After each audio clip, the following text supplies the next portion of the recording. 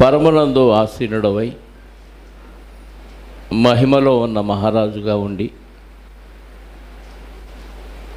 అందరికీ తండ్రిగా ఉండి ముల్లోకాలను మాట చేత కలిగించి నిత్యుడుగా ఉంటూ నిత్యత్వములో నుండి మమ్మల్ని క్షయమైన లోకములోనికి పంపించి ఈ లోకములో మా ఆయుష్ తీరిన తరువాత తిరిగి మీ దగ్గరికి చేరటానికి మార్గములు సరళము చేసి తిరిగి నిత్యత్వంలోనికి మమ్మల్ని చేర్చుకోవటానికి ఎంతో గొప్ప ప్రణాళికను సిద్ధపరిచిన మా పరలోకపు తండ్రి, మీ మహాప్రేమ, కృప, జాలి, కనికరము, దయ, వాత్సల్యాన్ని బట్టి మీకు స్తోత్రాలు. నిజంగా మీరు ఎంతగా ప్రేమించారో మీ ప్రణాళిక ద్వారా మాకు అర్థమవుతుంది. మీ ప్రణాళికలో ఉన్న మేము ఎలా బ్రతకాలో మాకు ఒక జ్ఞాన గ్రంథాన్ని, మా బ్రతుకు నిర్దేశ పుస్తకాన్ని అనుగ్రహించి మా బ్రతుకులను ఎప్పటికప్పుడు సరిచేస్తూ వాక్యముతో ఉదక స్నానము చేత పవిత్రపరిచి మీ ఎదుట నిర్దోషులుగా నిలవబెట్టుకోవటానికి మమ్మల్ని ఎప్పటికప్పుడు హెచ్చరిస్తూ ఉన్న విధానాన్ని బట్టి కూడా మీకు స్తోత్రాలు. మీ మాటలు, మీ హెచ్చరికలు మా బ్రతుక్కి బాటలుగా మేము ఏర్పాటు చేసుకొని మేము దినదినము అభివృద్ధి చెందుతూ క్రీస్తు రూపానికి సమరూపంగా మారగలిగే ధన్యతను మా అందరికీ ప్రసాదించండి. భూమి మీద ఎవరూ మాకు శత్రువులు లేరని, మా అందరి ఏకైక శత్రువు అపవాది అన్న విషయాన్ని మేము ఎల్లప్పుడూ జ్ఞాపకం చేసుకుంటూ సాధ్యమైతే అందరితో సమాధానంగా ఉండే సమాధానకర్తను మాకు అనుగ్రహించినందుకు మీకు స్తోత్రాలు. సహోదరులు ఐక్యత కలిగి ఉండుట ఎంత మనోహరం, ఎంత మేలు అన్నారు. అలా ఐక్యతగా ఉంటూ ఒకరి మీద ఒకరు ద్వేషభావాన్ని తీసివేసుకొని సమాధానంతో ముందుకు సాగుతూ సంఘ సరిహద్దులు విశాలపరిచే దిశలో మేమంతా ఎవరి కర్తవ్యాన్ని వారు నిర్వహిస్తూ ముందుకు సాగటానికి కావలసిన జ్ఞానాన్ని మాకు అనుగ్రహించమని, అలాగే మాలో ఉన్న అవిధేయతలు ఉంటే ఖచ్చితంగా తీసివేసుకోవటానికి మా మనసులను సిద్ధపరచుకునే దిశలో మమ్మల్ని ముందుకు నడిపించమని కోరుకుంటూ, ఈరోజు మాట్లాడిన మాటలు నా ఆలోచనలో కాక మీ ఆలోచనలో నుండి మీ చిత్త ప్రకారంగా మీ ఆత్మ సహాయంతో మాట్లాడమని కోరుకుంటూ, వాటిని విని మేము విడిచిపెట్టు వారముగా ఉండక వాక్యానుసారమైన జీవితాన్ని అనుసరించడానికి కృప చూపి సహాయాన్ని దయచేయమని బతిమలాడుచు, మా రక్షకుడు, మా పాప విమోచకుడు నైన క్రీస్తు యేసు యొక్క సమాధానం కలిగిన నామములో ప్రార్థించి అడిగి వేడుకొనిచున్నాను పరలోకపు తండ్రి, ఆమేన్. చేరువచ్చిన మీ అందరికీ ప్రభు అయిన క్రీస్తు నామములో శుభములు, వందనములు. క్రైస్తవులు తప్పులేని వారుగా ఉండవచ్చా అనే అంశాన్ని గత వారం కంటే ముందు మనం ఆలోచించాం. దాని కంటిన్యూషన్గా ఇది అపవాది లక్షణం అన్న విషయాన్ని కూడా గతంలో మనం ఆలోచించాం. ఇది క్రైస్తవుల్లో ఉండకూడని ఒక స్వభావం. ఎందుకంటే క్రైస్తవులు నిన్ను వలె నీ పొరుగు వారిని ప్రేమించాలి. కాబట్టి అవతల వాళ్ళ తప్పులు ఎంచుతూ మన జీవితాన్ని మనమే నరకప్రాయం చేసుకునే స్థితిలో ఏ క్రైస్తవులు ఉండకూడదు. మనం ఇక్కడికి వచ్చి నేర్చుకునేది ఎందుకంటే మన జీవితాలను బాగు చేసుకుంటూ కొంతమందిని బాగు చేసే ప్రయత్నం చేయటానికే మనం ఇక్కడికి వస్తున్నాం. ఎవరినో ఉద్ధరించడానికి కాదు, ఎవరినో ఏదో చేయటానికి కాదు. ముందు మన జీవితాలను మనం బాగు చేసుకుంటూ కొందరి జీవితాలను పరలోకం చేర్చే ఆలోచన విధానాన్ని నేర్చుకోవటానికే మనం ఇక్కడికి వస్తున్నాం. అదే క్రమంలో దేవుణ్ణి ఆరాధించడానికి కూడా మనం వస్తున్నాం అన్న విషయాన్ని మనం ఎప్పుడూ గుర్తుపెట్టుకుంటే ఖచ్చితంగా మన జీవితం పరలోకం వైపు పయనించే విధానంలోనే ముందుకు వెళుతూ ఉంటుంది. అలా వెళ్ళే క్రమంలో ఆటంకాలు వస్తూ ఉంటాయి. ఆటంకాలు రాకపోతే మనం విజయాన్ని సాధించలేం. కాబట్టి ఆ ఆటంకాలు అనేది సహజంగా దేవుడే కావాలనే పెడతాడు. అందుకే అపవాదిని ఉంచాడు. ఆ ఆటంకాలు బయట నుంచి వచ్చేవి ఉంటాయి, మనలో నుంచి వచ్చేవి ఉంటాయి.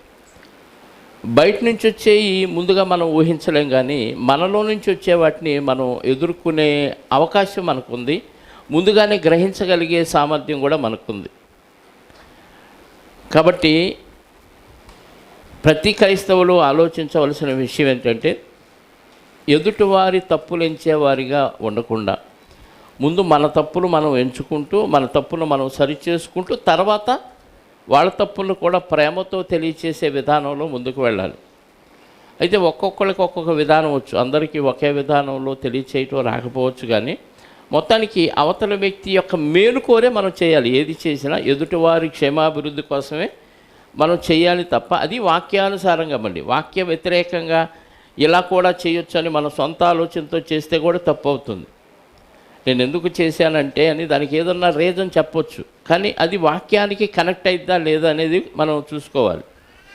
అందుకే ముందుగా క్రైస్తవులు మనల్ని మనం విమర్శించుకోవాలని వాక్యం మనకు తెలియజేస్తుంది. కొరింథీయులకు రాసిన మొదటి పత్రిక మనం బల్ల తీసుకునే ముందు చదువుకుంటూ ఉంటాం. 11వ అధ్యాయంలో 31వ వచనం ఒకసారి మనం చదవగలిగితే, కొరింథీయులకు రాసిన మొదటి పత్రిక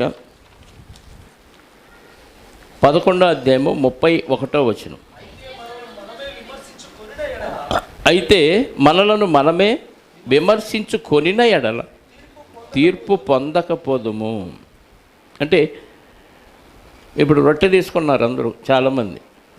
గత వారంలో ఎవరు ఎవరికి ప్రకటించారో, ఎవరు ఎవరికి ప్రకటించలేదో మనకు తెలియదు. తీసుకునేటప్పుడు ఏం ఆలోచించాలి మనం? ఈ వారం అయినా ఎవరికైనా ప్రకటించానా లేదా, ఇరుగు పొరుగు వాళ్ళకి స్వార్థ చెప్పానా లేదా. ఒకవేళ చెప్పలేకపోయామనుకోండి, చెప్పలేకపోవటానికి సరైన కారణాలు ఉండాలి. మళ్ళీ అనారోగ్యం వల్ల లేవలేకపోవటాన్ని బట్టి, ఇంకే వేరే బలహీనమైన కారణాలను బట్టి చెప్పలేకపోయానంటే దేవుడు యాక్సెప్ట్ చేస్తాడు. చెప్పగలిగిన సామర్థ్యం ఉండి, చెప్పే శక్తి ఓపిక ఉండి కూడా ఎవరికి చెప్పలేకుండా నిర్లక్ష్య వైఖరి వహిస్తూ దైనందిన జీవితంలో అలా రొటీన్గా వెళ్ళిపోయి కూడా చెప్పకపోతే అది ఖచ్చితంగా పాపమే. అలా ఉండి కూడా మళ్ళీ రొట్టె రసం తీసుకుంటూ, ఈ వారం చెప్పలేదు ప్రభువా, పొరపాటున జరిగింది, బుద్ధిపూర్వకంగా జరిగింది, క్షమించమని అడిగి మళ్ళీ ఏం చేయాలి? తీసుకొని నెక్స్ట్ అయినా చెప్పడానికి నాకు శక్తిని, బలాన్ని, ఆరోగ్యాన్ని, వాక్య జ్ఞానాన్ని ఇవ్వమని దేవుని సన్నిధిలో బతిమలు అడుకుంటూ అందులో చేయాలి. అంటే ఇవన్నీ ఆలోచన లేకుండా రొట్టె కళ్ళ ముందుకు వచ్చింది కదా అని అలా నోటేసుకొని ఇలా వెళ్ళిపోయామనుకోండి, మన గురించి మనం ఏమీ పట్టించుకోవట్లా, ఆలోచించట్లా. అందుకే ఆ రొట్టె తీసుకొని ద్రాక్షారసం తాగేది ఎందుకనంటే, ఇది క్రీస్తు శరీరం అని వివేచించి, ఆ క్రీస్తు శరీరము ఎంత కష్టపడిందో మన కోసం, మనకు నిత్య జీవాన్ని ఇవ్వటానికన్న విషయాన్ని జ్ఞాపకం చేసుకుంటూ, ఆయన మిగిల్చిన పాటలో కొదువైన వాటిని నా శరీరమందు కూడా నేను భరించాలి అనే ఉద్దేశంతో అందులో పాల్గొనాలి. అంతే కదా? అది తిని అది తాగినప్పుడు నన్ను జ్ఞాపకము చేసుకొనుటకై దీన్ని చేయమన్నాడు. అంటే జ్ఞాపకం చేసుకుంటే ఏం గుర్తొచ్చింది? ఆయన శ్రమలు, ఆయన కష్టాలు, ఆయన పడిన వేదనలు, అవమానాలు, నిందలు, ఇవన్నీ గుర్తొస్తాయి. గుర్తొచ్చినప్పుడు మనకేమనిపించాలి? ఓహో, నేను కూడా ప్రభు కోసం ఇన్ని నిందలు, అవమానాలు భరించాలా? అసలు ఈ నిందలు, అవమానాలు లేకపోయినా కనీసం ఆయన పడిన ఆ కష్టం గుర్తు చేసుకొని నేనైనా సువార్త కొరకు ఈ కష్టం పడాలి అనే ఆలోచన అయినా వచ్చిందా అంటే, ఇంత ఆలోచన చేసి అందులో మనం చెయ్యి వేయాలి వాస్తవంగా. కానీ ఆలోచనలతో చెయ్యి వేసేవాళ్ళు అరుదుగా కనపడుతున్నారు. ఎవరికి ప్రకటించకపోయినా, అది బుద్ధిపూర్వకంగా ప్రకటించకపోయినా అందులో చెయ్యి వేసేస్తున్నాం. ఆ సందర్భం అంతా చెబుతూ మనలను మనమే విమర్శించుకునే ఎడల తీర్పు, అంటే తీర్పు తీర్చేవాడు దేవుడు. నువ్వు ప్రకటించావా లేదనేది నీకే తెలుసు. కాబట్టి ఇంతకుముందు ప్రకటించకపోతే ఎక్కడైనా ప్రకటించే అవకాశాన్ని నాకు కల్పించాయా, దానికి నాకు సహకారం ఇవ్వని దేవుని దగ్గర ప్రాధేయపడి ప్రకటిస్తాను అనే ఉద్దేశంతో అందులో చేయవేయాలి. అంటే విమర్శించుకుంటే ఈ ఆలోచనలు వస్తాయి. మనల్ని మనం గురించి మనం ఆలోచించకుండా, ఆమె చూడు ప్రకటించకుండా చేయేసింది, ఏం చూడు ఏమి చెప్పకుండా, ఎవరికి సువార్త చెప్పకుండా అందులో చేయి వేశాడు, ఎలా తింటున్నాడో చూడు, ఎలా తాగుతుందో చూడు అని ఇలా ఎదుటివారి గురించి ఆలోచించామనుకో ఏమైపోద్ది? మన గురించి మనం ఆలోచించకుండా ఎదుటివారి గురించే ఆలోచించేవారం ఉంటాం. అంటే ఎదుటివారి తప్పులు ఎంచేవారంగానే ఉంటాం. అప్పుడు మన తప్పులు మనకి కనపడు. ఎప్పుడు ఎదుటివాడి దృష్టిలోనే పెట్టుకొని ఆడే చెడ్డోడు, నేనే మంచోడిని, ఆమె అలాంటిది, ఈయన ఇలాంటి ఆలోచన ఉండకూడదు. మన సమాజంలో కూడినప్పుడు ఏ ఇద్దరు ముగ్గురు కూడినా భక్తుల సంగతి కాదు, లోకంలో ఉన్న వారి సంగతి కూడా అసలు రోజులు అస్సలు బాగలేదండి. భయంకరంగా ప్రపంచం మారిపోయింది. ప్రజలందరూ దుర్మార్గులు అయిపోయారు. ఎంత భయంకరంగా ఎలా చేయగలుగుతున్నారు, ఎలా దోపిడీ చేయగలుగుతున్నారు, ఎంత మోసం చేస్తున్నారు. ఇప్పుడు కల్తీ కోడిగుడ్లు వస్తున్నాయంట, చూశారో లేదో, ఈ నిజమెంత అబద్ధమెంతో తెలియదు. మ్యానుఫ్యాక్చర్ స్వయంగా మనుషులు తయారు చేసిన కోడిగుడ్లు ప్లాస్టిక్తో తయారు చేస్తున్నారు అంటున్నారు. ప్లాస్టిక్ బియ్యం అంటున్నారు. నూనెలో కల్తీ, ప్రతి దానిలో కల్తీ చూసినప్పుడు మనుషుల ఆరోగ్యాలు పాడైతే మాట్లాడుకునే వాళ్ళు ఎలా అంటారో తెలుసా? ఎలా చేయగలుగుతున్నారు? ఎదుటివారి ఆరోగ్యం పాడు అవ్వటానికి వీళ్ళే కారణం కదా, వీళ్ళకి మానవత్వం లేదా? పోనీ వీళ్ళేమన్నా అన్ని విషయాల్లో పర్ఫెక్టా? మాట్లాడుకునేవాళ్ళు పర్ఫెక్ట్ కాదు. వీళ్ళు చిన్నయో పెద్ద, కాకపోతే ఆ తప్పు చేయకపోవచ్చు, ఏదో ఒక తప్పులో వీళ్ళు కూడా ఉంటారు ఖచ్చితంగా. లోకంలో ఉన్న వారు అందరూ పాపులే అని వాక్యం చెప్తుంది. ఏ భేదము లేదు, అందరూ పాపము చేశారు అని చెప్తుంది. పాపము చేసిన వారే ఎదుటి వాళ్ళ పాపాలు ఎత్తి చూపుకుంటున్నారు. ఇది లోకం తీరు. మరి క్రైస్తవుల్లో కూడా ఈ జాడ్యం ఉంది. నాదేం తప్పు లేదు, నేను ఫుల్ పర్ఫెక్ట్. ఈ జబ్బు భయంకరమైందండి. నేను ఇంకా సరి చేసుకోవాల్సిన ఏమీ లేవు అని ఎప్పుడైతే మనం ఆలోచనలో ఫిక్స్ అయిపోతామో ఇంకా మనకు నేర్చుకోవటానికి ఇంకా ఆసక్తి ఉండదు. మనం దేవుడు అన్నీ నాకు నేర్పించేశాడు, నాకు అన్నీ వచ్చేసినాయి, ఇంకా నేర్చుకోవాల్సిన ఏమీ లేదు, నేను సరి చేసుకోవాల్సిన ఏమీ లేదు అనే ఆలోచన వస్తే ఇంకా మనం భ్రష్టులు అయిపోయినట్టు. మనం చచ్చేంత వరకు నేర్చుకున్న తరగని గని బైబిల్. మనకున్న పరిధిలో 99% వీలైనంత వరకు, సాధ్యమైనంత వరకు దాన్ని అనుసరించడానికే ప్రయత్నం చేస్తూ ఇంకేం లోపాలు ఉన్నాయి అని సరి చేసుకోవటానికే ట్రై చేస్తూ ఇతరులు సరి చేసే పనిలో ఉండాలి తప్ప ఏ కాడికి ఎదుటోళ్ళని సరి చేయాలి, నేను బాగున్నాను అనే భ్రమలో ఉంటే, నేను బాగున్నాను వాడే తప్పుడోడు ఆమె తప్పుడుది అనే ఆలోచన ఉంటే ఇంకా మనకు బుద్ధి రాదు. మన గొయ్యి మనమే తవ్వుకున్నట్టు, మన నరకానికి టికెట్ మనమే చింపేసుకున్నట్టు. అందుకే యోహాను గారు పత్రికలో రాస్తూ మొదటి పత్రిక 8వ అధ్యాయం 1వ వచనంలో ఏమంటున్నాడు?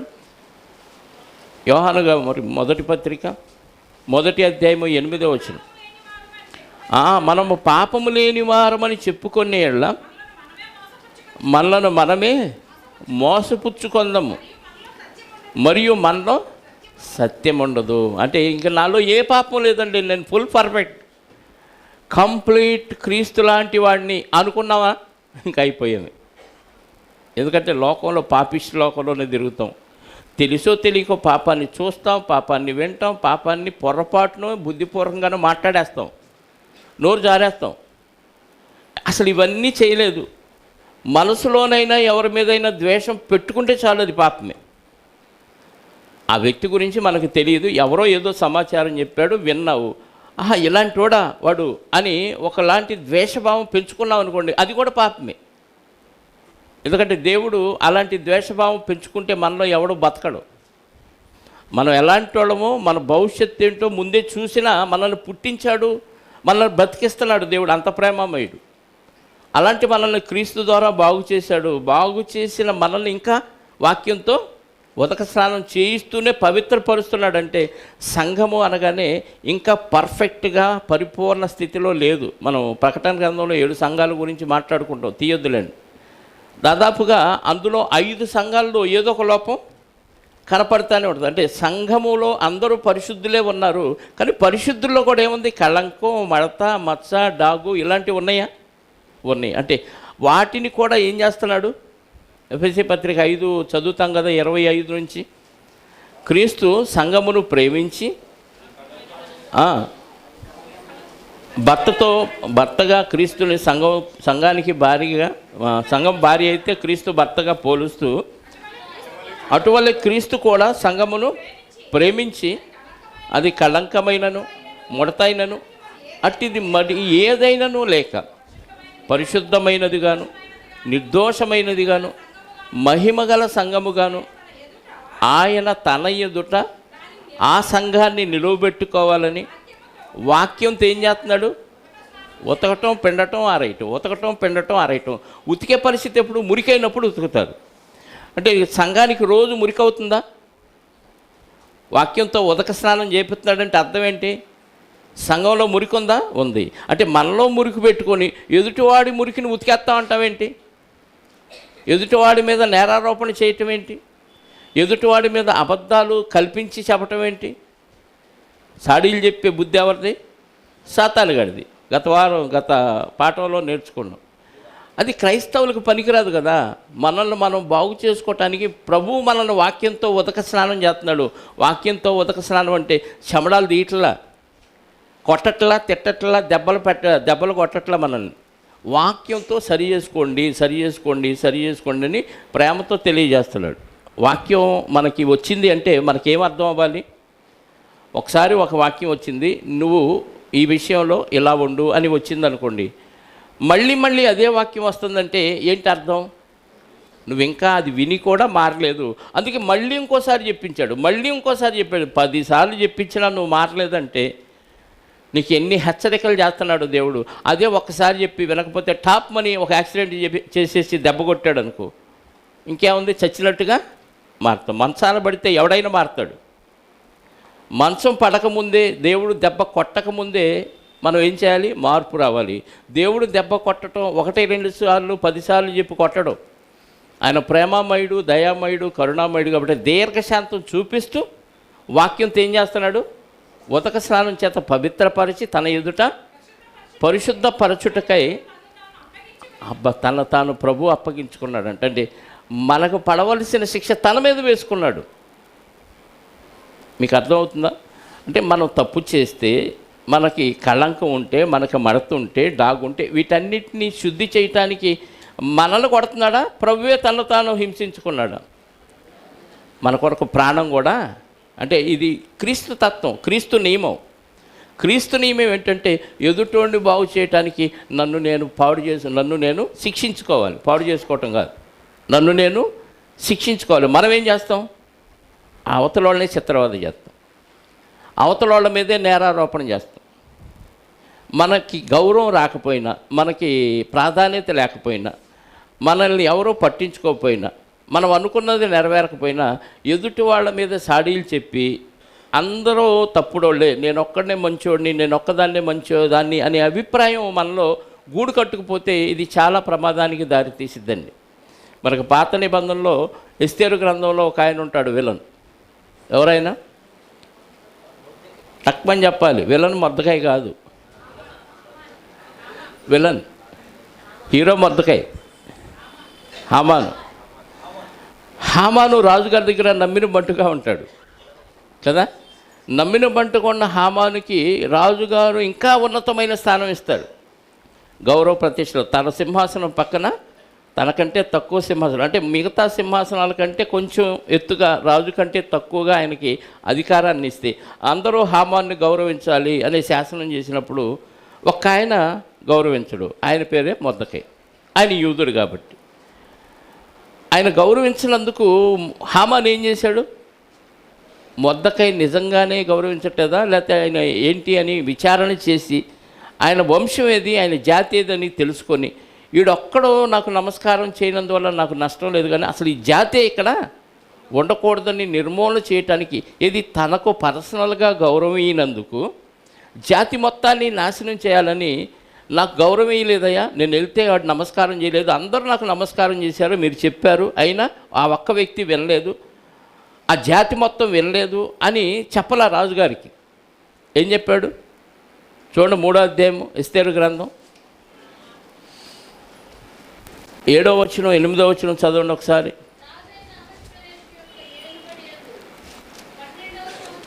రాజైన అహష్వేరోషు యొక్క ఏలుబడి యందు 12వ సంవత్సరమున వీసాను మాసమున, అనగా ప్రథమ మాసమున,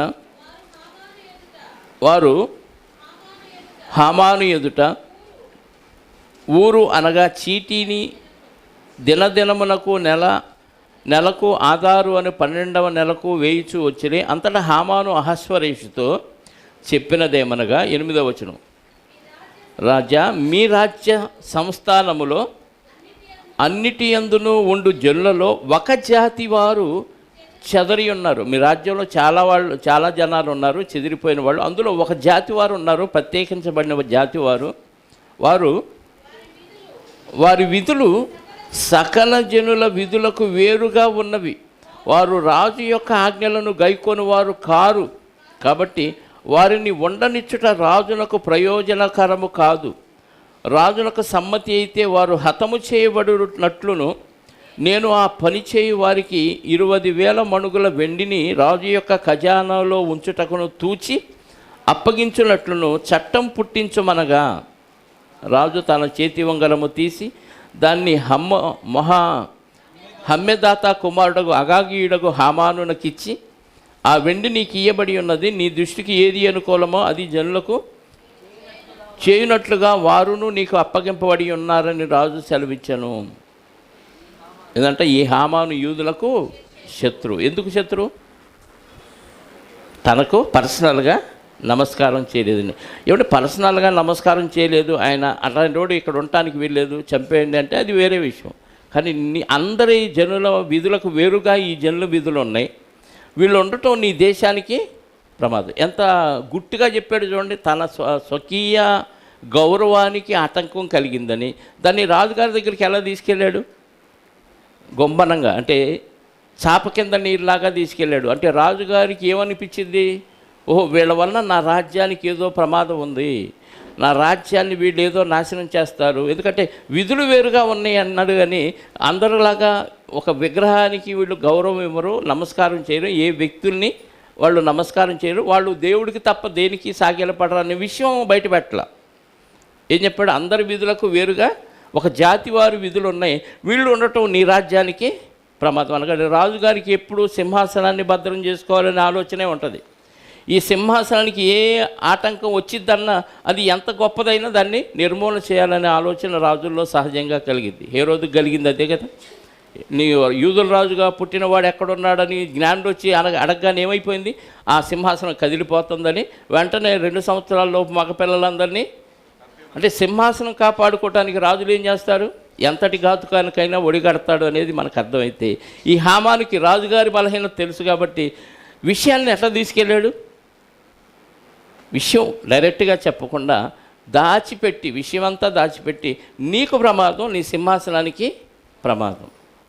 అంటే యూదుల మీద ఏం చెప్పాడంటే కల్పిత కథలు, సాడీలు చెప్పేశాడు. ఇలాంటి హామాలు ఈరోజు సంఘాల్లో కూడా ఉన్నారు.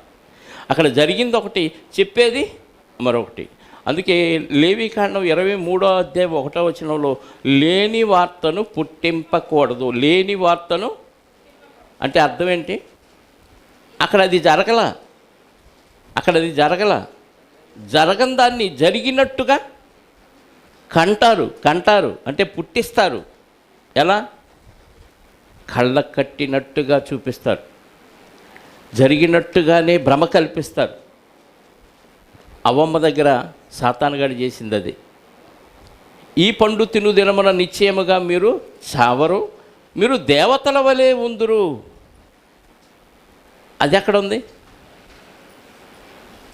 ఎలా ఉంది? మీరు చావరు. దేవుడు ఏం చెప్పాడు?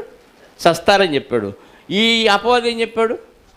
అది ఉందా? పోనీ అది ఉందా? లేని వార్తను ఎలా పుట్టించాడో చూడండి. అంటే లేని వార్తను పుట్టించే లక్షణం సాతానుది అయితే, ఈ లక్షణం మనలోనే ఉంటే మనం కూడా సాతాను సంబంధులుగా మారిపోతాం. ఒక సహోదరి మీద లేనిపోని నిందలు, అవమానకరమైన కార్యక్రమాలు, లేదా వాళ్ళ మీద ద్వేషంతో నిందలు వేసి వాళ్ళని అవమానపరిచే విధంగా ఏదైనా వార్త ఉంటే ఏం చేయాలి? ఒకవేళ వాడు తప్పు చేశారు అనుకోండి, ఏం చేయమన్నాడు? యోధా పత్రికలో చదివాం గత వారంలో, అక్కడ సెలవుల్లో మాట్లాడినప్పుడు. ఒకసారి చూడండి, 23వ వచనం, 23 అనుకుంటా.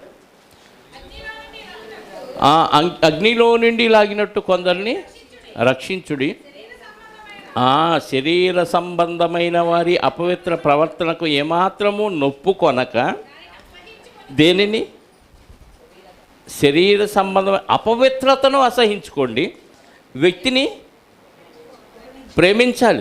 ప్రేమించాలి, పాపాన్ని ద్వేషించాలి, పాపిని ప్రేమించాలి. ఇప్పుడు అవతల వ్యక్తి పాపే, ఏదో చేశాడు అనుకుందాం. చేసిన వ్యక్తి ఏం చేయాలి? భక్తులు ఏం చేయాలి? పర్సనల్గా వెళ్ళి చెప్పు, ఇది తప్పు, ఇలా చేయకూడదని చెప్పాలి. లేదా 2-3 వినకపోతే 2-3 చెప్పాలి. తర్వాత సంఘానికి లాస్ట్లో తెలియజెప్పాలి. మనం ఏం చేస్తాం? ఈ లోపే అందరికీ దానికి కాస్త మసాలా కలిపి చెప్పేసామనుకో, ఎక్కువ మందిలో ఆ వ్యక్తి మీద ఏం జరిగింది? ద్వేషభావం వచ్చింది. అంటే సంఘాన్ని విడగొడుతున్నావా, కలుపుతున్నావా? అర్థమవుతుందా? అంటే కొండాలు చెప్పేవారిగా ఉండకూడదు, ఇతర మీద నేరారోపణ చేసేవారిగా క్రైస్తవులు ఉండకూడదు, తప్పులు ఎంచేవారిగా ఉండకూడదు. ఎందుకంటే మనకు తప్పులు మనకు చాలా ఉన్నాయి. మనం మిస్టర్ పర్ఫెక్ట్లు ఏం కాదు, ఆల్ పర్ఫెక్టా? ఏదో ఒక లోపం ఉంటుంది కదా. ఎలాంటి వాడికైనా, నీకైనా నాకైనా లోపాలు అనేవి ఉంటాయి. సరి చేసుకుంటూ వాక్యంతో ప్రేమిస్తూ చెప్పాలి. ఎన్నిసార్లు చెప్పినా వినకపోతే గద్దించాలి, అప్పుడు గట్టిగా చెప్పాలి. ఏంటి ఇన్నిసార్లు చెప్పినా నీకు ఎక్కదా, నీ పరిస్థితి ఏంటి, ఇలా అయితే నరకానికి పోతావు కదా అని. అందులో కూడా ప్రేమ ఇంక్లూడ్ అయి ఉండాలి. ప్రేమ ఏమాత్రం తగ్గినా నువ్వు చెప్పే మాట అవతల వ్యక్తులకి ఏమైంది? అపార్థం అయిపోద్ది. చెప్పే విధానంలో అందరూ ఒక విధానం చెప్పకపోవచ్చు, కానీ ఉన్నది వాక్యం ఇలా చెప్తుంది, నువ్వెలా చేస్తున్నావా లేదు. అందుకే నువ్వు ఏ తప్పు చేసినా, ఏ సాకు చెప్పినా అది వాక్యానికి కనెక్ట్ అయిద్దా లేదో చూసుకంతే. ఆయన చెప్పాడు కాబట్టి ఇది రైటు, నేను చెప్పాను కాబట్టి రైటు అంటానికి వీల్లేదు. వాక్యంతో నువ్వు చెప్పే ఆ నింద, అవమానకరమైన ఆ వ్యక్తి మీద ద్వేషంతో చెప్పావా, ఎలా చెప్పావు అనేది వాక్యానికి కనెక్ట్ చేస్తే పాస్ అయిద్దా? అది చూసుకుంటే ఇంకెవరి మీద మనం నేరారోపణలు చెయ్యం, నిందలు మోపేవారిగా ఉండనే ఉండు. అందుకే ముందుగా మనల్ని మనం పరీక్షించుకొని ఎడల మనం కాబట్టి మనలో పాపం లేదని మన గురించి మనం చెప్పుకుంటే మనలో వాక్యం ఉండదు అంటున్నాడు. కాబట్టి ఎంతో కొంత పాపం ఉంది, ఆ పాపాన్ని మనం సరి చేసుకుంటూ తీసేసుకుంటూ ఓపికతో దాన్ని మనలో నుంచి తీసేసుకుంటూ ఎదుటి వాళ్ళలో కూడా తీసివేయాలి. ఎలా తీసివేయాలి? ఆ వ్యక్తిలో ఉన్న పాపాన్ని ద్వేషిస్తూ వ్యక్తిని ప్రేమిస్తూ. డాగుపడిన అంగీని అన్నాడు. అంటే వాస్తవంగా ఆ కాలంలో దాని గురించి వ్రాయబడిన విషయం ఏంటంటే, ఒక కుష్ఠవ్యాధుడు వస్తే ఆ కుష్ఠవ్యాధుడికి అంగీకి ఏమవుతాయి? డాగులు వస్తాయి, ఆ చీము ఇవన్నీ. ఆ అంగీని ద్వేషించండి, ఆ వ్యక్తిని ప్రేమించండి. ప్రభువారు అదే చేశారు. అందుకే మనకి యేసుక్రీస్తు వారు కూడా ఒక ఉపమానం చెప్తూ 7వ అధ్యాయం మత్తయి సువార్తలో ఒక మాట చూడండి. మత్తయి సువార్త 7వ అధ్యాయము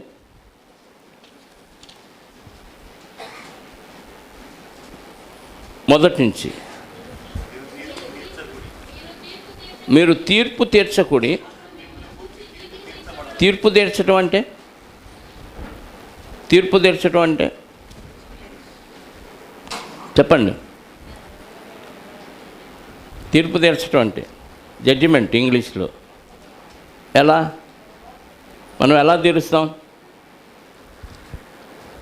చెప్పండి,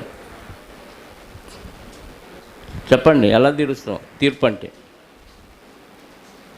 ఏమన్నా ఎగ్జాంపుల్ చెబుతారా?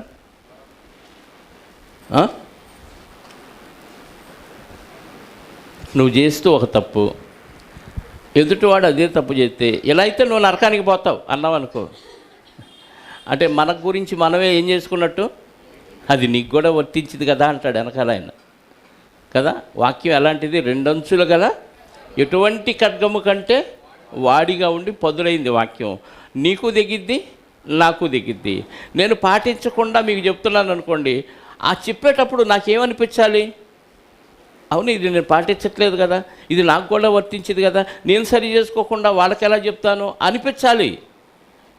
పరిశుద్ధాత్మ సహకాయం ఉంటే, పరిశుద్ధాత్మ లోపల ఉంటే ఖచ్చితంగా ఈ మాట నీకు తెలియచేస్తాడు. కనీసం మనస్సాక్షి అయినా ఏం చేసింది? నువ్వు ఇది పాటించట్లేదు కదా, ఎలా చెప్తావు? ఒక పంతులు గారు బోధ చేస్తూ ఉల్లిపాయని మీరు వాడొద్దు, కూరల్లో అస్సలు ఉల్లిపాయ వాడొద్దు అన్నాడంట. అదే రోజు రాత్రికి ఇంటికి వెళ్ళి అన్నం పెడితే వాళ్ళ ఆవిడకి ఉల్లిపాయ లేకుండా కూర ఉండిందంట. ఈయనకు ఉల్లిపాయ లేకపోతే ముద్ద దిగదు, అంత అలవాటు పడ్డాడు. ఏంటి ఉల్లిపాయలు వేయలేదు అని అంటే, సభలో చెప్పావుగా ఉల్లిపాయ వేయొద్దు, మంచిది కాదు, మానేయండి అని. అందుకే నేను కూడా వేయలేదంటే అది ఊరోళ్ళకే, నీకు కాదు. అర్థమైందా? అంటే ఇంట్లో పనికిరావా? ఇంట్లో పనికిరాకపోతే ఇంట్లో వాళ్ళు నరకానికి వెళ్ళినా పర్లేదా? ఇది అందరికీ, నాకు మీకు అందరికీ వర్తించేది. అందుకే తీర్పు తీర్చకూడదు. తీర్పు ఒక వ్యక్తికి తీర్చామంటే అది నీకు కూడా తెగిద్ది అన్న విషయం గుర్తుపెట్టుకోవాలి. ఎదుటివానికి బోధించు, నీకు నీవు బోధించుకొనవా? వాక్యం ఉంది. అంటే బోధ ముందు అవునండి, ముందు మనకి బోధ కలిగించుకొని ఎదుటి వాడికి చెప్తే వాడికి ఇంకా కౌంటర్ వేయటానికి అవకాశం లేదు. నువ్వు చేస్తున్నావా ఏంటి, నువ్వు పాటిస్తున్నావా ఏంటి? సమయానికి రాలేకపోవటం తప్పే వాక్యానుసారంగా. ఇదొక్కటే కాదు, చాలా తప్పులు ఉన్నాయి. ఇప్పుడు నేను టయానికి రాకుండా మీరు టయానికి రావట్లేదు అని ఈడు వచ్చాడు, ఇది పెద్ద ఈడు అనుకుంటారు లోపల. ఈయన వచ్చాడు కాదు. ఏమనుకుంటారు? ఈడు వచ్చినట్టు మనకు చెబుతున్నాడు, ఆడే పాటించలా మనం ఏం పాటిస్తాం అంటారు. అవునా కాదా? అలా ప్రతి విషయంలో ఎదుటివానికి తీర్పు తీర్చకూడదు అంటున్నాడు. తీర్పు అప్పుడు మిమ్మల్ని గూర్చి తీర్పు తీర్చబడదు. మీరు తీర్పు చొప్పుననే మిమ్మల్ని గూర్చి నువ్వు ఎదుటివాడికి ఏమైతే నీతులు చెప్తావో ఆ నీతులు నీకు కూడా వర్తిస్తాయి నాయన. నువ్వు వాళ్ళకి చెప్పి నువ్వు పాటించలేదనుకో, నీకు తీర్పు తీర్చే ఆయన ఒక ఆయన ఉన్నాడు. ఆయన నీకు తీర్పు తీరుస్తాడు. నువ్వు ఎదుటివాడికి ఏ విషయాల్లో తీర్పు తీర్చావో నీ విషయంలో కూడా అది నువ్వు పాటించకపోతే నీకు ఆయన తీర్పు తీరుస్తాడు. ఈ విషయం గుర్తుంటే ఇంకా నేను పాటించకుండా మీకు చెప్పగలనా? మనం పాటిస్తూ ఎదుటివాడికి బోధించాలి, ఎదుటివాడికి తీర్పు తీర్చాలి. ఎదుటివాడి మీద ఎప్పుడూ నిందలు వేస్తూ, ఎదుటివాడిని దూషిస్తూ, ఎదుటివాడి గురించి అవమానాలు పడుతూ ఉంటే మరి మన గురించి మనం ఆలోచన రాలేదంటే మన మనస్సాక్షికి వాతేసామని అర్థం, లేదా పరిశుద్ధాత్మ లేడని అర్థం. పరిశుద్ధాత్మ ఉంటే హెచ్చరిస్తాడు. కనీసం మనస్సాక్షికి వాత వేయకపోతే, నిర్మలమైన మనస్సాక్షి కలిగి ఉంటే మనస్సాక్షి కూడా హెచ్చరించింది. మనం నిద్రపోతున్నా ఆ రోజు నువ్వేంటిరా అలా చెప్పావు, నువ్వు తప్పు చేస్తూ నువ్వు దొంగోడు పోయిండి వాళ్ళని దొంగోడు అంటావా, నువ్వు తప్పులు చేస్తూ ఎదుటోడిని తప్పుడోడు అంటావా, నువ్వు లంచాలు తీసుకుంటూ వాడిని లంచగొండి అంటావా? ఈ విషయాలన్నీ లోపల అంతరాత్మ మనస్సాక్షి హెచ్చరిస్తూనే ఉంటుంది. కాకపోతే మనం దాన్ని పక్కన పెడతాం, అడిగేవాడు లేడు కదా. కానీ దేవుడు మాత్రం మనం తీర్చే తీర్పు చొప్పున మనకి తీర్పు తీరుస్తాను అంటున్నాడు. మీరు కొలత చొప్పునని మీకును కొలవబడును అని 3వ వచనంలో, మీ కంటిలోనున్న దూలము నెంచక నీ సహోదరుని కంటిలోని నలుసును చూచుటయ్యేలా, నీ కంటిలో దూలముండగా నీవు నీ సహోదరుని చూచి నీ కంటిలోనున్న నలుసును తీసివేయనిమ్మని చెప్పనేలా? వేషధారి, మొదట నీ కంటిలోనున్న దూలమును తీసివేసుకొనుము, అప్పుడు నీ సహోదరుని కంటిలోనున్న నలుసును తీసివేయుట నీకు తేటగా ఉండును. అంటే నువ్వు సరి చేసుకుని ఎదుటివాడిని సరి చేసుకోవడానికి ప్రయత్నం చేయి. నువ్వు సరి చేసుకోకుండా నువ్వు ఇలా ఉండు అలా ఉండని చెప్పావు అనుకో, ఏమైద్ది? అది మంచి పద్ధతి కాదు. అంటే ప్రతి క్రైస్తవుడు చేయాల్సిందే. ఎదుటివాడి మీద నేరారోపణ చేస్తూ నువ్వు ఇలా ఉండాలి అలా ఉండాలి, నువ్వు ఇలా తప్పు చేస్తున్నావు అలా తప్పు చేస్తున్నావు అని ఊరికి పదే మాట్లాడే కంటే ముందు వాటిని మనం పాటిస్తూ ఎదుటివాడికి బోధించాలి. అలా పాటించకుండా హెచ్చరిస్తున్నప్పుడు ఏం జరిగిందంటే వేషధారి అంటున్నాడు. అంటే నా తప్పులు నేను కప్పెట్టుకుంటూ మీ ముందు ఎలా బిల్డప్ మేకపోతు గాంభీర్యం ఇస్తున్న వేషధారి అంటున్నాడు. అంటే దేవుడు ఎలా అంటున్నాడు? పైకొకటి లోపల ఒకటి ఉంటుంది. నువ్వు పర్ఫెక్ట్గా లేవు, ఎదురుని బాగు చేయడానికి నీకేం ప్రయత్నం? నీకు అసలు ఆలోచన రావటమే మంచిది కాదు. నువ్వు బాగుండాలి, నేను పరలోకం వెళ్ళాలి, వాళ్ళు కూడా పరలోకం రావాలి. ఆటోల మీద చూస్తాం కదా, అందరూ బాగుండాలి, ఆటోల మీదే ఉంది. మరి బైబిల్లో ఏముంది? అందరూ బాగుండాలి, అందులో మనం కూడా ఉండాలి, మనం కూడా అందరూ పరలోకం రావాలి, నేను కూడా వాళ్ళతో పాటు పరలోకం వెళ్ళాలి. కొంతమందిని పరలోకం తీసుకువెళితేనే నీకు అవకాశం ఉంటుంది, ఎవరిని తీసుకెళ్ళకపోతే నీకు అవకాశం లేదు. ఎందుకంటే ఫలించే చెట్టుకే రాళ్ళ దెబ్బలు అంటాడు. కష్టాలు శ్రమలు వస్తాయి. ఫలాలు ఉంటేనే చెట్టుని దేవుడు ఆశీర్వదిస్తాడు, ఫలాలు లేకపోతే చెట్టుని ఏం చేస్తాడు? చెప్పేస్తాడు. కాబట్టి ఎదుటివానికి బోధించే మనకు మనం బోధించుకొని మన కంట్లో దూలం లేదనుకో, దూలం లేదు, చిన్న నలుసే ఉంది, నలుసున్న ఎదుటివాడి కంట్లో నలుసు కనపడిద్దా? మన కంట్లో నలకబడింది, ఎదుటివాడి కంట్లో ఏముందో మనకు తెలిసిద్దా? తెలీదు. దూలంతో చెప్పాడు ప్రభువారు. దూలం లేదనుకోండి, చిన్న నలుసే ఉంది, నలుసున్న ఎదుటివాడి కంట్లో ఏముందో మనకు కనపడదు. ముందు నలుసు తీసుకొని అప్పుడు ఎదుటివాడి కంట్లో నలుసు ఉందో దూలం ఉందో తీసేయటానికి ప్రయత్నం చేయి. అసలు తీసేసుకోకుండా తప్పంతా నీదే, నువ్వే తప్పుడోడి, ఆమె అలాంటిది, ఈయన ఇలాంటివాడు, ఈ జబ్బు ఉంటే అది కొరుకుడు పుండులాగా పాకి మన నరకానికి మనమే ద్వారాలు తెలుసుకునే వారు అవుతాం ప్రియుల. అందుకే ఈ ముందు ఏం చేయమంటున్నాడు? వేషధారి, మొదట నీ కంటిలోనున్న దూలము తీసివేసుకొను, అప్పుడు నీ సహోదరుని కంటిలో ఉన్న నలుసును తీసివేయటం నీకు తేటగా కనపడుతుంది. ముందు నీ కళ్ళు క్లియర్ చేసుకో, ఎదుటివాడి కంటిలో ఏముందో క్లియర్గా కనపడింది, అప్పుడు తీసేయి. దూరం పెట్టుకొని తీసేస్తే ఆడు కన్ను పొడుతావో ఆ కన్ను అసలు పూర్తిగా ఓడబీకుతావో తెలియదు, ఎందుకంటే నీకు కనపడదు కదా సరిగా. మనం గుడ్డోళ్ళుగా ఉండి ఎదుటివాడి కంట్లో ఏలు పెడితే ఏమైంది? ఆ కన్నుని పూర్తిగా పాడు చేసిన వాళ్ళు అవుతాం. మనకు కనపడకుండా తడువుకుంటూ ఏలు పెడితే ఏమైంది? కళ్ళు పోతాయి, ఎదుటోళ్ళు కళ్ళు పోతాయి. దాంతో ఆడు లాగి నీ కళ్ళు బీకేస్తాడు, అంతే కదా. నీకు రానప్పుడు ఎందుకు రా ప్రయత్నం అంటాడు. ఎంతమంది ఆర్ఎంపీ డాక్టర్లు ఇలా తయారయ్యారు చూశారుగా. అడిగి రాదు వైద్యం, ఏదో చేసేస్తాడు, మొత్తానికి తేడా వచ్చింది. మా ఊరు పక్కన తక్కెలపాడులో ఒకప్పుడు జరిగింది. సెలైన్ పెడితే ఎక్కట్లేదంట ఒక ఆవిడికి. సెలైన్ లోపలికి పోవాలి, అంతే కదా. లోపలికి పోతే శక్తి వచ్చింది, అదే తెలుసు ఆడికి. తాపిచ్చేసాడంట. సెలైన్ ఎక్కడ పోవాలి? నరం ద్వారా ఎక్కాలి, ఇది క్రమం. ఎలాగైతే శరీరంలోకి వెళ్ళి శక్తి రావాలి అనుకున్నాడు, తాపిచ్చేసాడు, ఒళ్ళంతా వాసుకొచ్చింది. అర్జెంటుగా పెద్ద హాస్పిటల్కి తీసుకెళ్ళారు.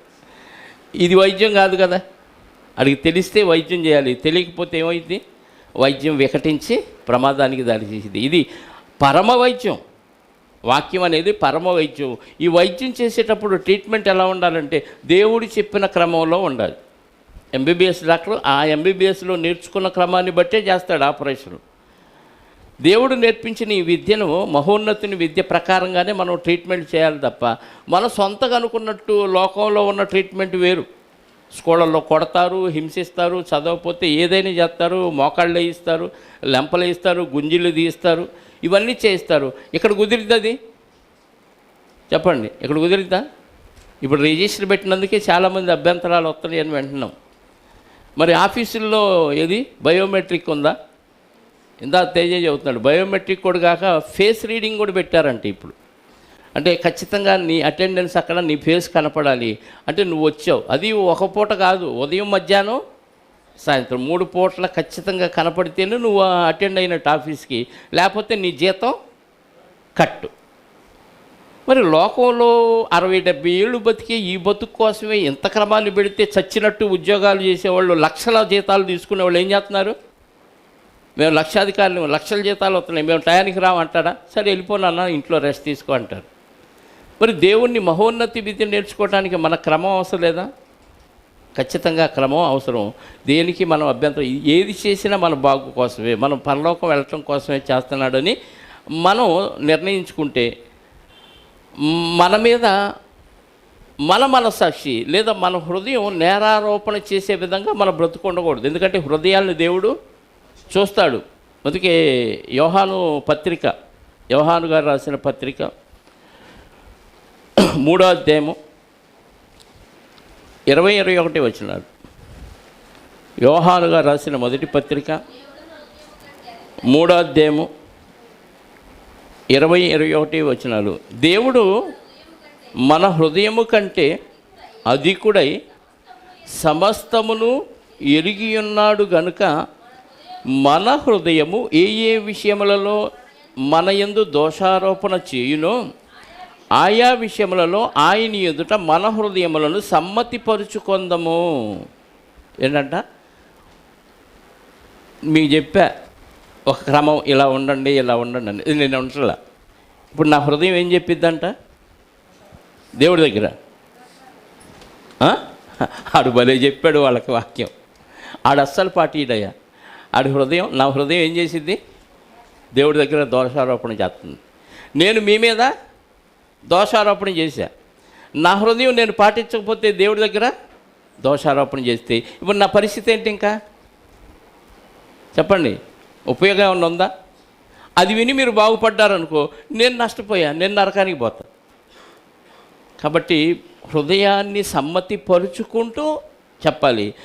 నేను ఎలా ఉన్నా పర్లేదు, మీరు బాగుండండి అని ఏదో 4 మాటలు చెప్తే ఏదో భుక్తి గడుపుతుంది కదా అని అలా రొటీన్గా చెప్పుకుంటూ వెళ్ళిపోయామనుకోండి, నువ్వు అలా లేవు, నువ్వు ఇలా లేవు, నువ్వు పనికి మాలిన దానివి, నువ్వు పనికి మాలినోడివి, నువ్వు వేస్ట్ ఫెలో, నా అంత మంచివాడు ఎవడు లేడు, ఇలాంటి డైలాగులు చెప్పుకుంటూ అలా వెళ్ళామనుకోండి. కానీ హృదయం ఏం చేస్తుంది? దేవుడి దగ్గర నేరారోపణ చేస్తుంది. కింద పాట చదవండి.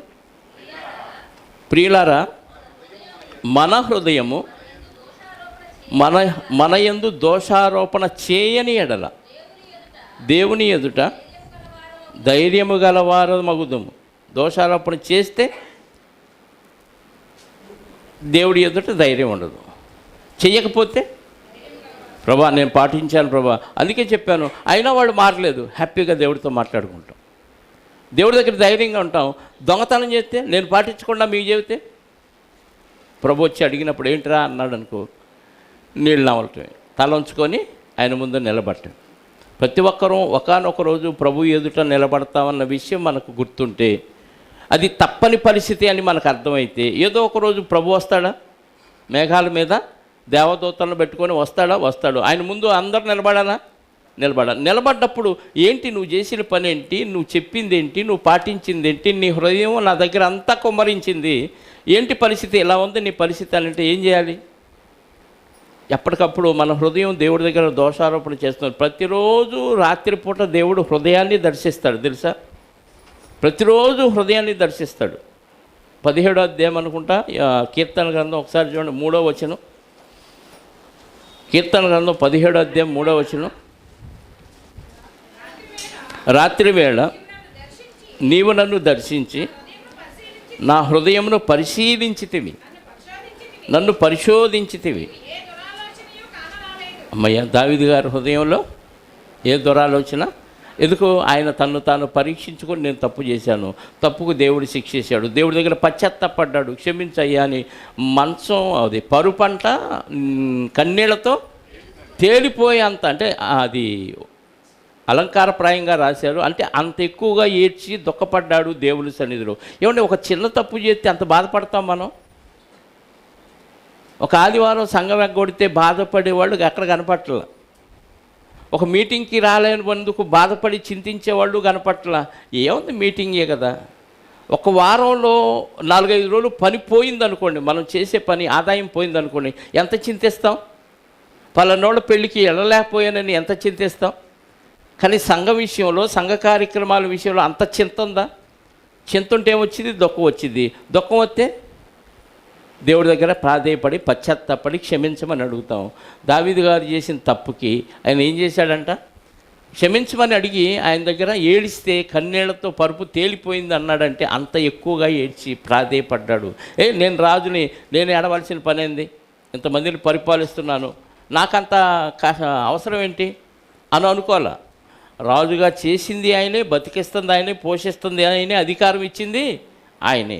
అలాంటి స్థితిలో దేవుడు నన్ను ఉంచితే నేను దేవుడికి వ్యతిరేకంగా తప్పు చేశాననే పశ్చాత్తాపడి ప్రాధేయపడ్డాడు. ప్రవక్త నాతాను గారు వచ్చి హెచ్చరిస్తే, అదే మనల్ని ఒక వ్యక్తి హెచ్చరించాడు అనుకోండి, ఈడేంది నాకు చెప్పేది అని చెప్పిన మాట దేవుని మాట, సొంత మాట దేవుని మాట. దేవుని మాట అయితే తప్పు జరిగితే స్వీకరించాలి, సరి చేసుకోవాలి, అందులో ఆర్గ్యుమెంట్స్ లేవు.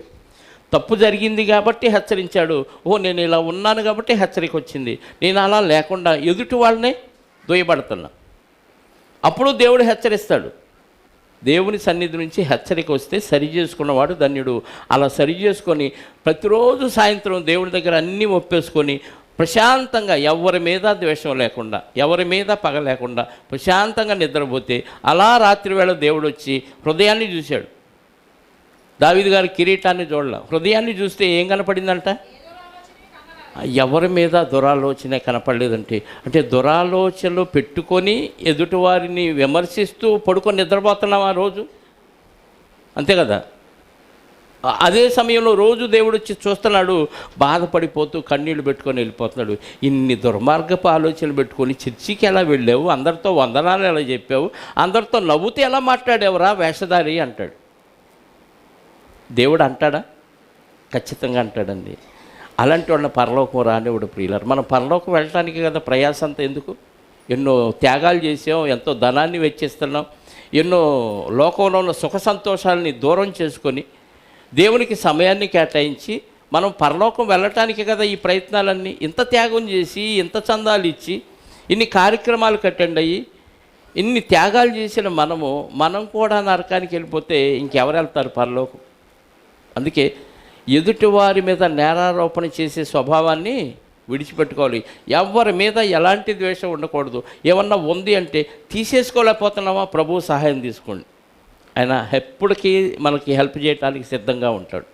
మన వల్ల కావట్లేదు, నా వల్ల కావట్లేదు, వాడి మీద కోపం పడట్లేదు, ఆమె మీద ద్వేషం పడట్లేదు, ఎలా అంటే ఆయన తీసేస్తాడు.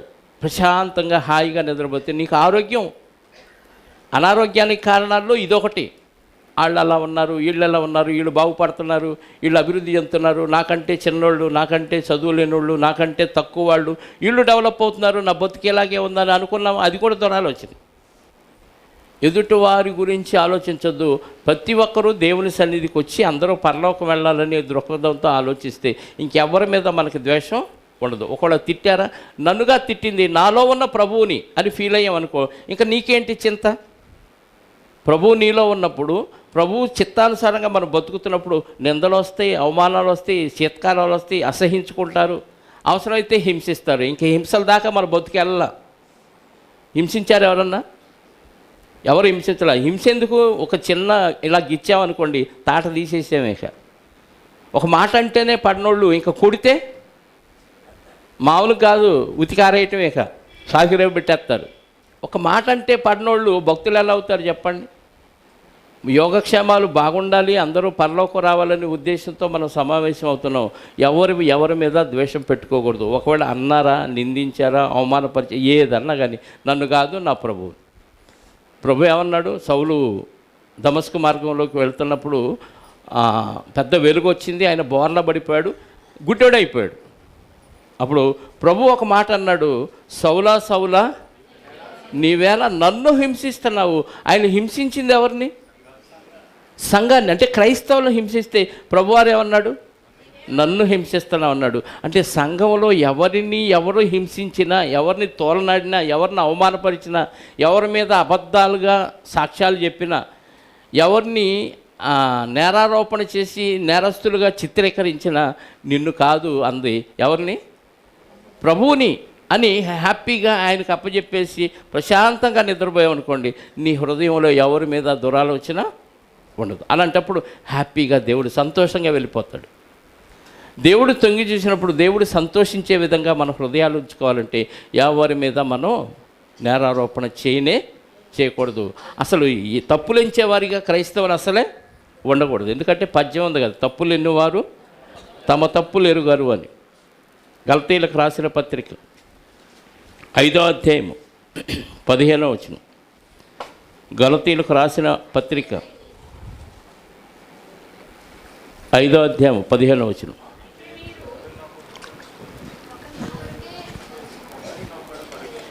అయితే మీరంటే ఎవరి గురించి చెప్తున్నాడు? సంఘములో ఉన్న విశ్వాసుల గురించేనా? విశ్వాసులు ఏం చేస్తున్నారంట?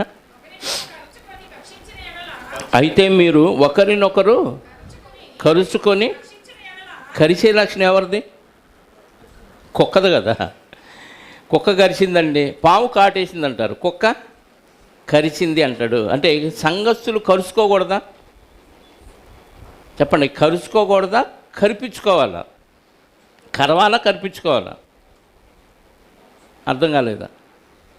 సంఘస్థులు కరుచుకోవాలా, కరిపించుకోవాలా? అవతలోడు కరిస్తే కరిపించుకోవాలి తప్ప తిరిగి కరవకూడదు.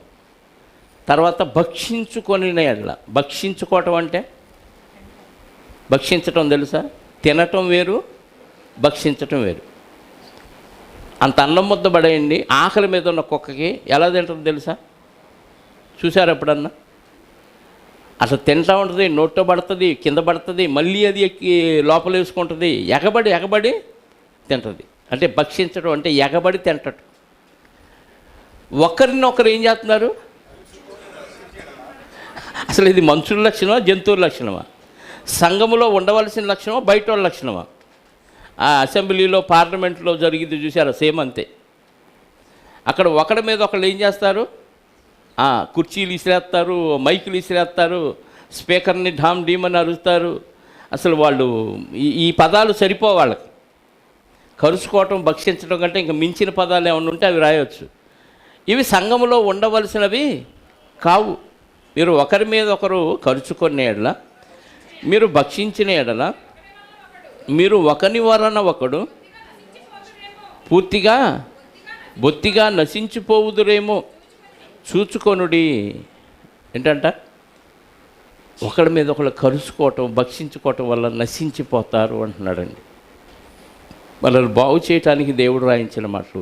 కరుచుకోకుండా, భక్షించకుండా ఉండాలి, ఒకళ్ళ మీద నేరారోపణ చేయకుండా ఉండాలి. వాళ్ళు ఏం చేసినా ప్రేమతో సమాధానం వాక్యం ద్వారా తెలియచేయాలి అంటే ఏం చేయాలంటే కింద పదంలో చెప్తున్నాడు, మీరు నేను చెప్పున్నదేమనగా ఆత్మానుసారంగా నడుచుకోండి, అప్పుడు మీరు శరీరం అడిగే ఇష్టాలని, అంటే ఎంతమందిని మనం కరిచినా భక్షించినా దేన్ని బట్టి చేస్తున్నామంట?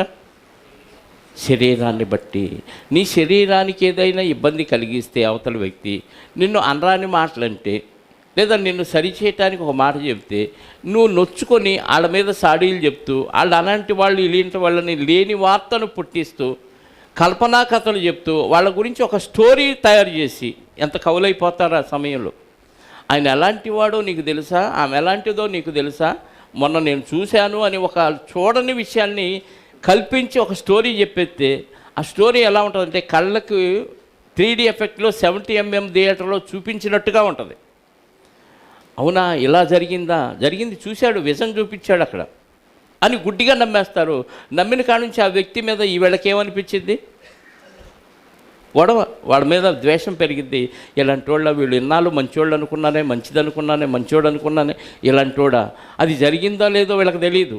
చెప్పిన స్టోరీ ఎలా ఉంది? నమ్మే విధంగా ఉంది. ఇది నిజమా అన్నట్టుగా ఉంటుంది. అలాంటివి లేని వార్తను పుట్టించే మాటలు. కాబట్టి అలాంటి వార్తలు విన్నప్పుడు కరుచుకుంటారు, భక్షిస్తారు, ఒకరినొకరు విమర్శించుకుంటూ ద్వేషాలు పెరుగుతాయి తప్ప ఐకమత్యం అస్సలు ఉండదండి. దేవుడు కోరుకుంటుందండి సహోదరుల ఐక్యత కలిగి ఉండటం మేలు మనోహరం అన్నాడు. ఈ మేలును మనోహరమైన దాన్ని సాతానుగాడు ఏం చేస్తాడు? విచ్ఛిన్నం చేసి పడేస్తాడు. మీరు కలిసి ఉండితే నాకు అస్సలు నచ్చదు అంటాడు. నీకు నచ్చని పని మేము ఎందుకు చేస్తాం అంటాం మనం. ఎవరికి నచ్చని పని? దేవుడికి నచ్చని పని కాదు, సాతానుగాడికి నచ్చని పని మేము ఎందుకు చేస్తాం? మీ బ్యాచ్ కదా మేము అని వాడి ఇష్టాన్నే నెరవేరుస్తూ కరుచుకోవటం, భక్షించుకోవడం, ఇది సంఘంలో ఉండకూడని విషయం అండి. ఇది ఒకరినొకరు కలుసుకోవటం, భక్షించుకోవటం మనకి నష్టం. దానివల్ల ఏమవుతుందంట? నశించిపోతారు. కాబట్టి మనం ఏం చేయాలి? రోమాపత్రిక ఆత్మానుసారంగా నడుచుకోండి, అప్పుడు శరీరం అడిగే ఇచ్చలను మీరు నెరవేర్చరు అని 14వ అధ్యాయము రోమాపత్రిక 13వ వచనం. కాగా మనమిక మీదట ఒకరినొకడు, మనం ఒకడి మీద ఒకళ్ళు ఏం చేయకూడదు? తీర్పు తీర్చక ఉందము. అదియుగాక సహోదరునికి అడ్డమైనను ఆటంకమైనను కలుగజేయుకుందుమని మీరు నిశ్చయించుకొనుడి. ఏంటంటే సహోదరునికి ఏం చేయకూడదు? అడ్డము ఆటంకమైన కలుగజేయకూడదు. ఒకరికొకడు తీర్పు తీర్చకూడదు. ఆ వ్యక్తికి ఒక అభ్యంతరం కలుగజేసామంటే మనం ఆ వ్యక్తికి తీర్పు తీర్చినట్టే. ఒక వ్యక్తి అభ్యంతరాలు తొలగి దేవుని దగ్గరకు రావాలి. అదే కదా దేవుని ఇష్టం. పాపిని ప్రేమించు, పాపాన్ని ద్వేషించు. ప్రారంభంలో కొన్ని జరుగుతాయి, అవకతవకలు జరుగుతాయి. ఆ అవకతవకల్లో కూడా ఆ వ్యక్తులు ప్రేమిస్తూ ప్రేమగా ప్రభు దగ్గరికి తీసుకురావాలి. వచ్చిన తర్వాత కూడా ఎన్నిసార్లు చెప్పినా సరి చేసుకోవట్లేదనుకోండి, ఇంకా వాళ్ళని మనం ఏమీ చేయలేం. ప్రేమతో చెబుతాం, గద్దిస్తాం, తర్వాత బుద్ధి చెబుతాం, 2-3 నోట్ల నుంచి సాక్ష్యంతో చెప్పిస్తాం. అయినా వినకపోతే సంఘం ఎదుట చెప్పేసి ఇంకా అన్యునిగాను సుంకర్నిగాను విడిచిపెట్టడం. అయితే మనం ఒకరినొకళ్ళు కరుచుకుంటూ భక్షిస్తూ ఉంటే ఇది కొరుకుడు పుండులాగా పాకిపోయి, ఓహో సంఘస్థులందరూ ఇంతే, క్రైస్తవులు కూడా ఇలాగే ఉంటారు. బయట మన సాక్ష్యం ఎలా ఉంటుంది? వీళ్ళేదో ప్రత్యేకించబడిన వారు కారు, వీళ్ళు సపరేట్ దేవుడిని, మంచి దేవుడిని నమ్మిన వారు కారు, అందరి దేవుళ్ళు ఎలాగో వీళ్ళ దేవుడు అంతే. ఎందుకు అందరూ లోకంలో పోరాడుకుంటున్నారు, అందరూ ఆస్తుల కోసం లేదా పదవుల కోసం గొడవలు పడుతున్నారు, వీళ్ళు కూడా అంతే. కరుచుకునే భక్షించే పరిస్థితి ఎందుకు వచ్చిందంటే ఏదో ఆశించాడు, అది దక్కలేదు కాబట్టి గొడవాడాలి. ఏదో కోరుకున్నాడు, అది జరగలేదు కాబట్టి భక్షించాలి. ఈ సమస్య ఎక్కడ వచ్చిందంటే సాతానుగాడి మాట వినటం వల్ల వచ్చింది. సంఘములో ఇవి ఉండకూడదు. ప్రేమ క్షమాపణ ఇవి తప్ప కలుసుకోవటం, భక్షించుకోవటం, వాదోపవాదాలు చేసుకోవటం, అది ప్రేమతో వాక్యాన్ని తర్కించడం వేరు, ద్వేషంతో అవతల వాడిని కించపరిచే విధంగా మాట్లాడటం వేరు. అసలు అవతల వ్యక్తిని కించపరిచే భాషే లేదు. ఇక వాడు మారడు అనుకున్నప్పుడు అప్పుడు ద్వేషించి విడిచిపెట్టమన్నాడు తప్ప ఇంకా వాళ్ళ గురించి ఎక్కువగా ప్రస్తావన చేయలేదు. మనకు తెలుసు, బర్నబా గారు, పౌలు గారు విడిపోయారు. ఎక్కడన్నా ఆయన గురించి ఈయన గురించి ఆయన విమర్శలు చేసుకున్నారా? అసలు ఆ బర్నబా గారిని నేను తీసుకొచ్చాను, పౌలు గారిని నేనే తీసుకొచ్చి అపోస్తలులకు పరిచయం చేశాను, నేను బర్నబా గారు ఎక్కడా చెప్పలేదు. పౌలు గారు నా వెంట తిప్పుకున్నాను, ఆయన నేనే అంత్యోకయలో ఆయనకి హెల్ప్గా నన్ను తీసుకెళ్ళాడు. ఆడికి చెప్పటం రాక నన్ను మా ఊరు నుంచి తీసుకెళ్ళి అక్కడ వాడుకున్నాడు, కానీ నాకు దూరం అయిపోయాడు. బంధువుల్ని ప్రేమించాడు, నన్ను ప్రేమించలేదని పౌలు గారు ఎక్కడ మాట్లాడలేదు. అంటే వాళ్ళు విడిపోయినా ఎవరి పని వాళ్ళు చేసుకుంటూ వెళ్ళారు తప్ప వాళ్ళు ఒకళ్ళనొకళ్ళు ఎక్కడా విమర్శించుకోలేదు. మరి మనం ఎందుకు విమర్శించుకుంటున్నాం?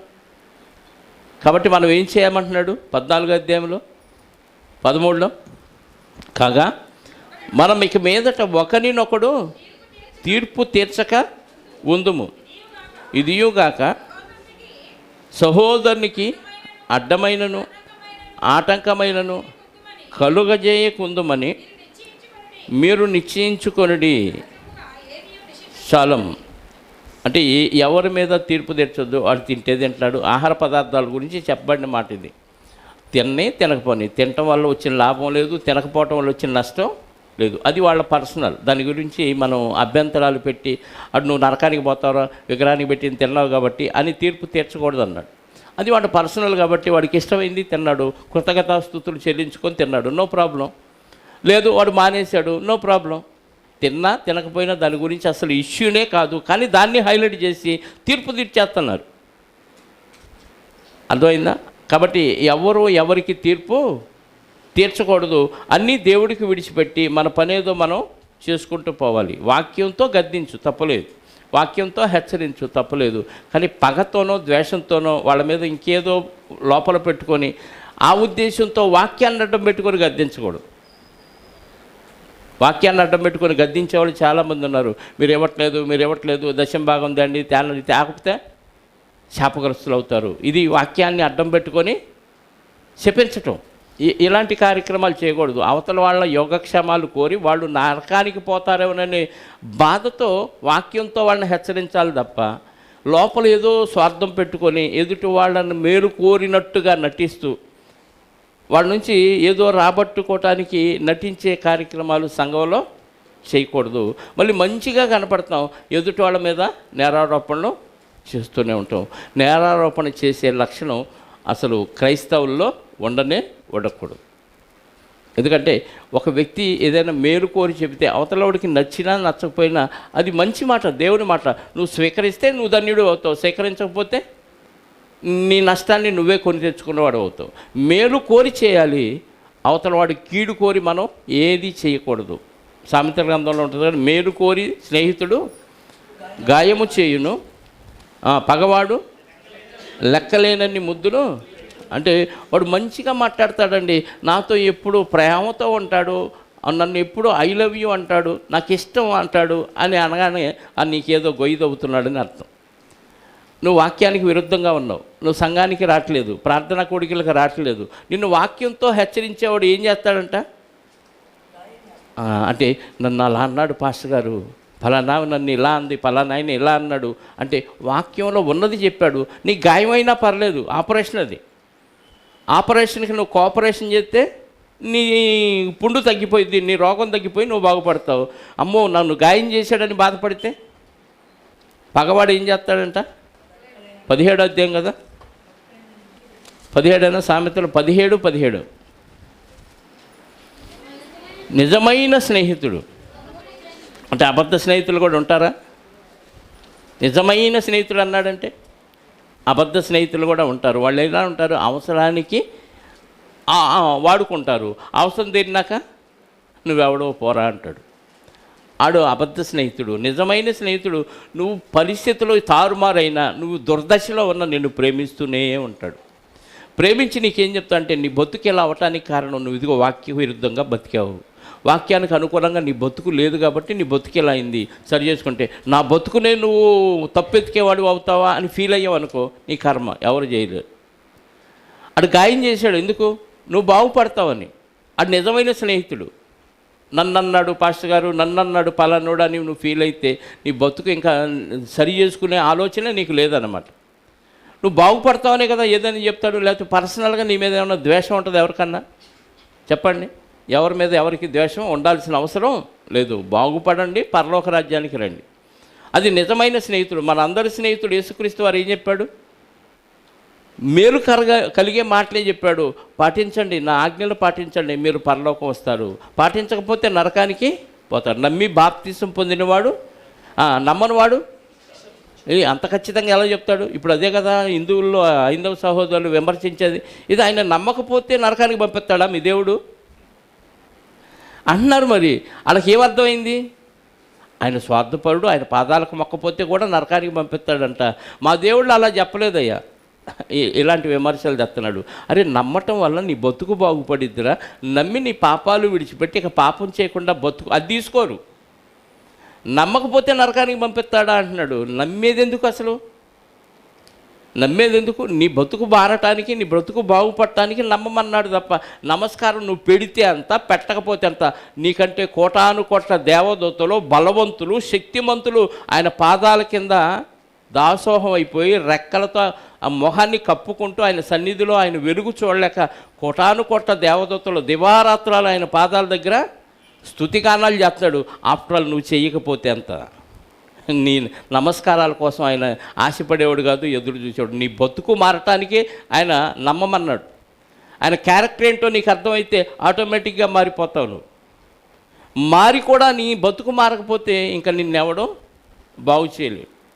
అందుకేమన్నాడు? నిజమైన స్నేహితుడు విడువక ప్రేమించును,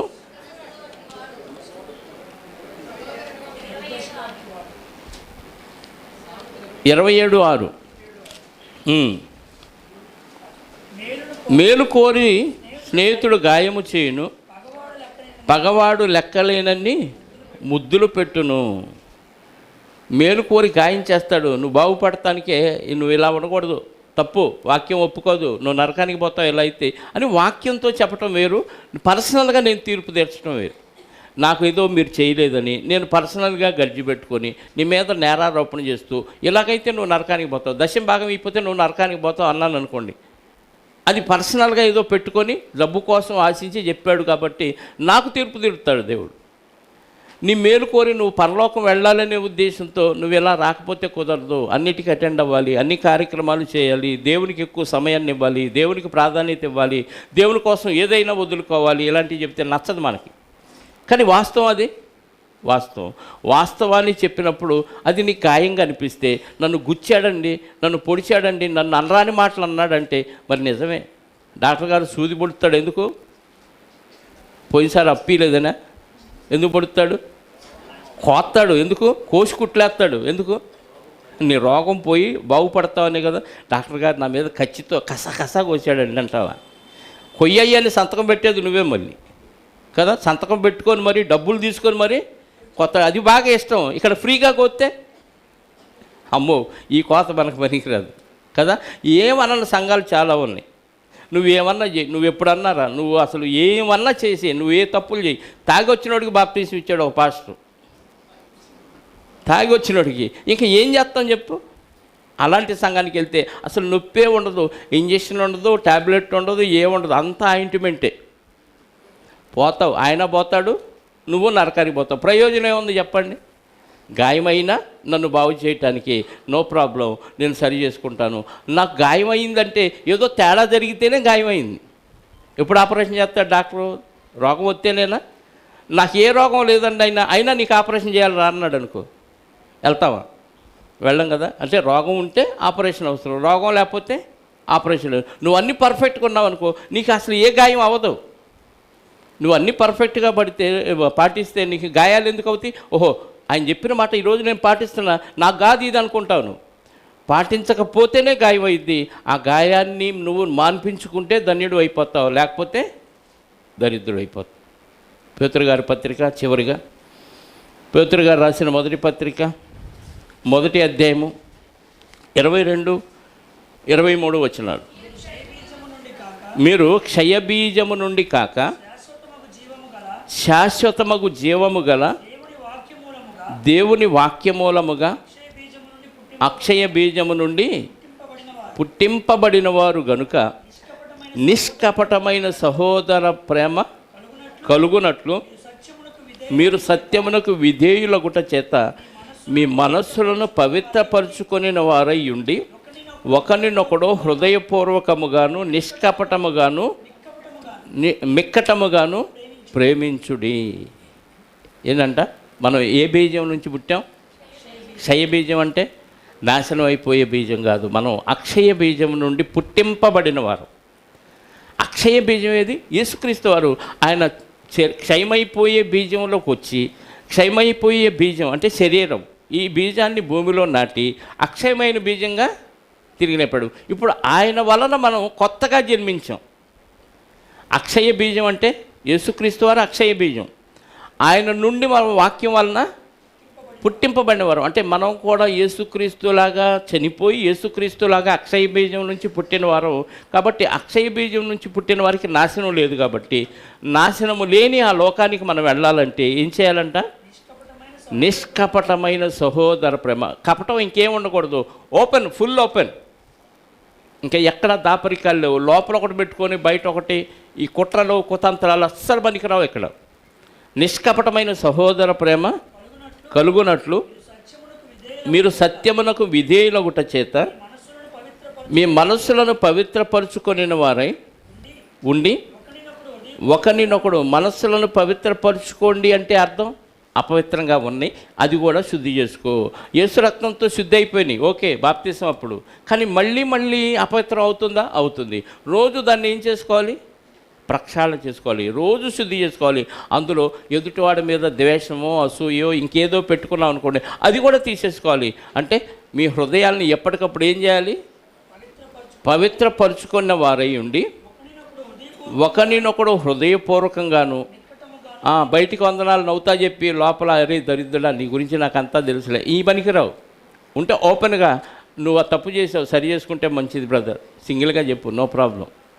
ఈ మాట తీసుకెళ్ళి వాడికి చెప్పి, వాడు దానికి మసాలా కలిపి ఇంకోటికి చెప్పి, వాడు దానికి ఇంకొక మసాలా కలిపి, మొత్తానికి ఏమైంది? చాట్ మసాలా అయిపోతుంది. అంతే కదా. ఈ మసాలాలన్నీ వినేసరికి మనకేమొచ్చింది? బీపీ వచ్చింది. ఇన్ని మాటలు అన్నాడా నా గురించి వాడు? వాక్యంలో ఉన్నవాడైతే అన్నాడా? దేవస్తోత్రం. ఆడి మాటలు ఖండించాయి, ఆవిడికి బుద్ధి చెప్పాయా, క్షమించాయా అంటాడు.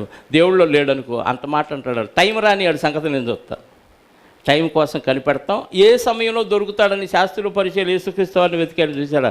అలా వెంబడిస్తూ దొరకగానే దొరికేవరా అనుకొని లోపల కాసిన బూతులు తిట్టేసుకొని బయటికి 4 డైలాగులు వదిలేస్తాం. ఇది పనికిరాదు. ఎట్లా ఉండమన్నాడు? పవిత్రపరుచుకొనిన వారై ఉండి ఒకరికొకడు హృదయపూర్వకంగాను మిక్కటముగా అంటే ఎక్కువగా, మిక్కటం అంటే ఎక్కువగా ప్రేమించుడి. ఏలయనగా సర్వశరీరులు గడ్డిని పోలినవారు, వారి అందమంతయు గడ్డి పువ్వులే ఉన్నది. గడ్డి ఎండును దాని పువ్వు రాలును, అయితే ప్రభు వాక్యము ఎల్లప్పుడూ నిలుచును. మీకు ప్రకటింపబడిన సువార్త ఈ వాక్యమే.